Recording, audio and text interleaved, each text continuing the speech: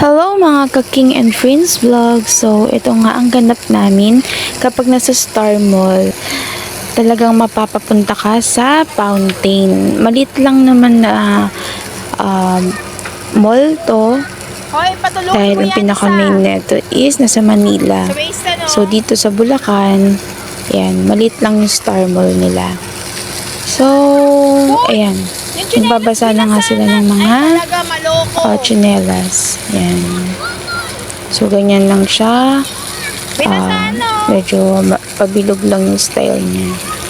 So, saway nga ako ng saway dyan. At alam mo ng mga bata, baka madulas or anong mangyari sa tubig dahil tinatakpan nila yung butas ng fountain. Kunyari umiihi kayo.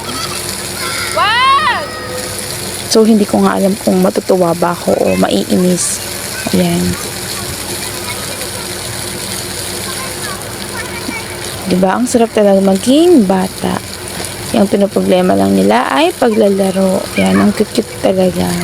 Thank you for watching. Don't forget to subscribe.